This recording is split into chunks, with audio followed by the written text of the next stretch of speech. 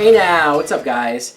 I am Mike Brown, aka ReviewKingMB, and I have decided to go ahead and review Season 3, Episode 1 of Beauty and the Beast.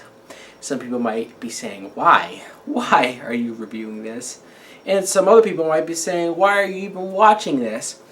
I've talked about this before, so I'll do it again. I started watching this show strictly because of Kristen Cruick, who is the main character, lead of this show. And I've liked her ever since Smallville as Alana Lang. So I started watching this show strictly for her. And you could say that I've had a love-hate relationship with this show ever since it started. But now that we're in Season 3, of course I was going to continue to watch. So let's talk about this episode. It's entitled Beast of Wall Street. And we see at the very beginning that it's been 2 months since the finale of Season 2.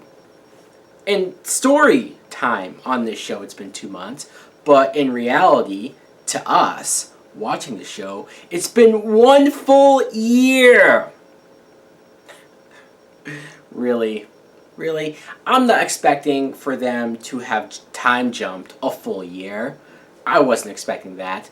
But to only go 2 months, where it's been a year in real time, is laughable. It's dumb. I mean, why couldn't they have at least gone 6 months? 8 months? Hell, 6 months would have been fine. And no, they did the least amount of time possible. And I'm not just saying that because it's been so long. The finale of Season 2 was almost exactly a year ago.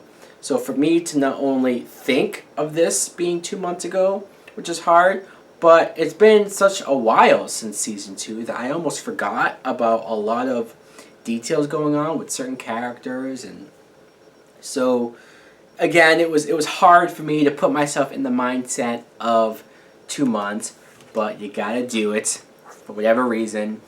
You see Vince and Cat they've been enjoying their relationship for these 2 months. It's been perfect.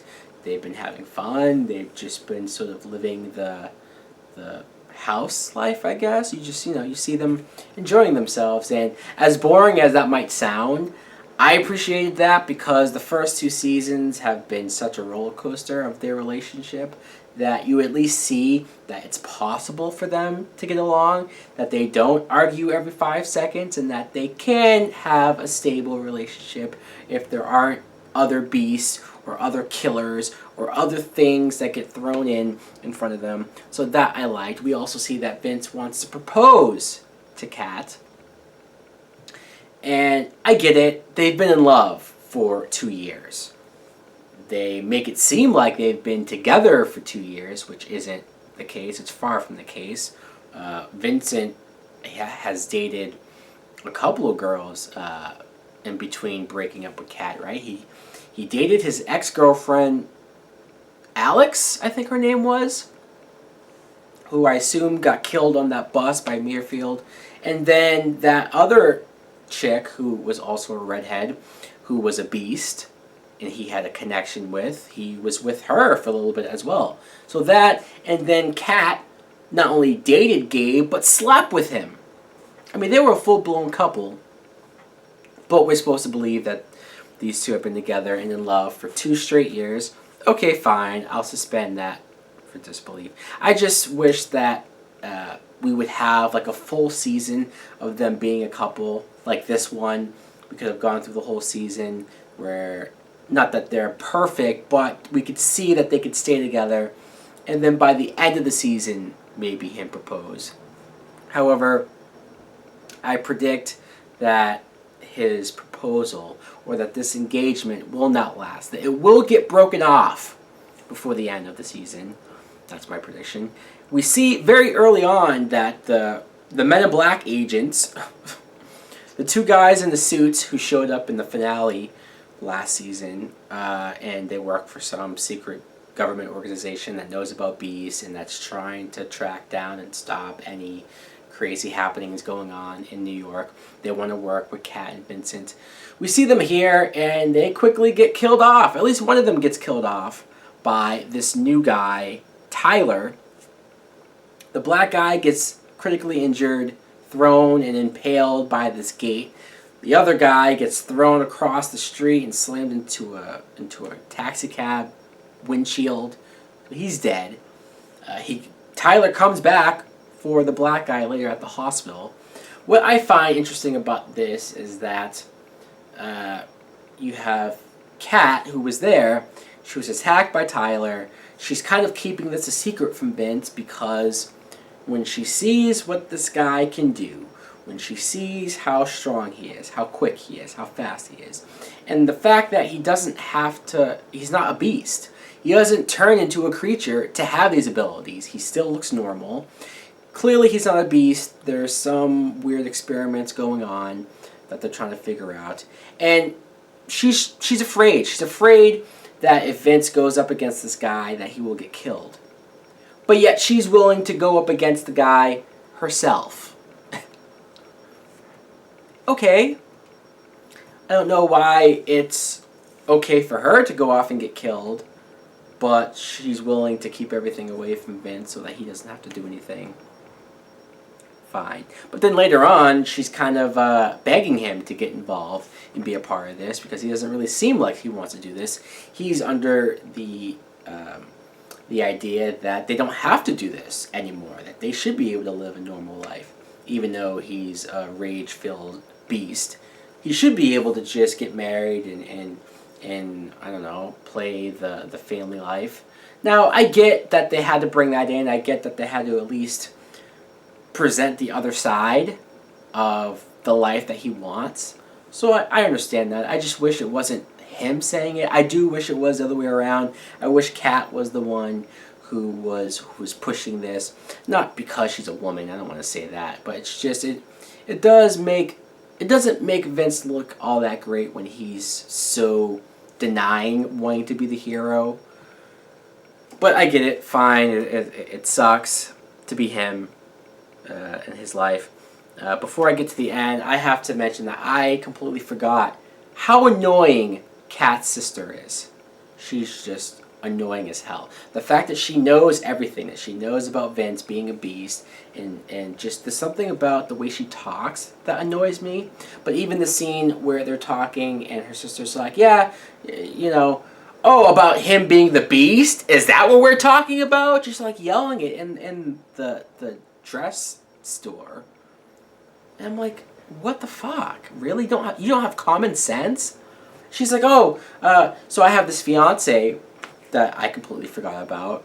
It's been a year. Kat hasn't met the fiance, but she's saying, I'm going to have to tell this guy eventually. And Kat's like, what? Tell him eventually? She's like, well, yeah, I mean, I can't lie to him. It's like, bitch, Kat hasn't even met this guy, and you're already talking about telling him this horrible secret? And you wonder why she kept the secret from you in the first place. They should really kill her character off. I'm sorry. I know that it's her sister, but I just don't like her.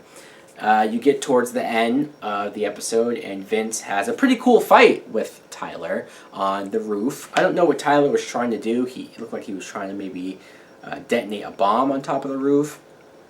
And so they're going at it. And I even liked how at the end it showed that with all of this fear about Vincent possibly being killed by this guy, that he was that much of a threat. I do like that Vincent pretty much won the fight, and that he even could have killed him, but Kat had to stop him. I know it might look weird that Kat was so on the defensive of not killing this guy, that he was somehow innocent, and you kind of go like, well, how the hell do you know that he's innocent? But still, I think it was more so about saving Vince's humanity, or his soul, and not wanting him to cross that line, which I'm pretty sure he's crossed that line before. He has killed before, but she's trying to build something with him and trying to show that he can be trusted with this. So he didn't kill him.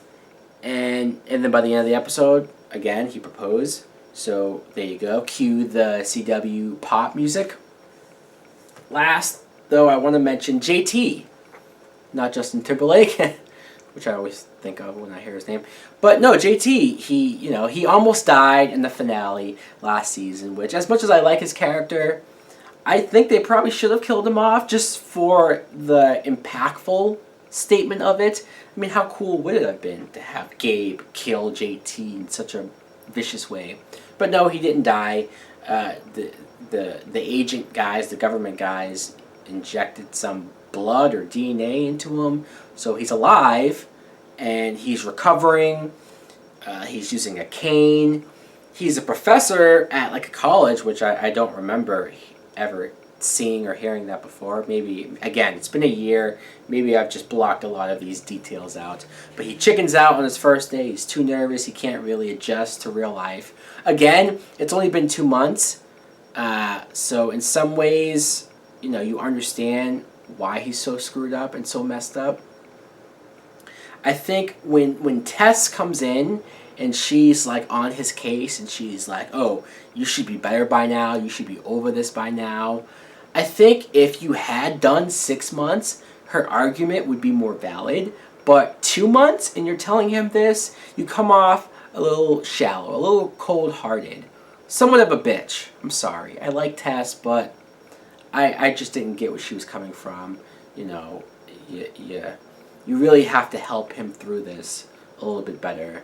I know by the end of it was supposed to be a wake-up call or tough love, and that's what shook him out of it, and he was getting better. So sure, fine, happy ending, but still, I don't know, maybe I'm still having trouble buying them as a couple.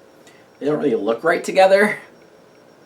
But either way, it sounded like I was bashing and ranting and raving about this episode. I didn't hate it. I just think that the writing, this whole series, actually, the first 2 seasons, and I guess going into season 3, the writing isn't that strong. It's not. There's elements that I like about the show. There's action. There's certain elements of the story, and I guess I like Kristen Cruick this much to be watching this show for as long as I have. I'm still going to keep watching it. Anyways, guys, let me know in the comments below if you're watching Beauty and the Beast. I almost very much doubt that you are, but still, let me know what you thought of the episode. Like, comment, subscribe. Later!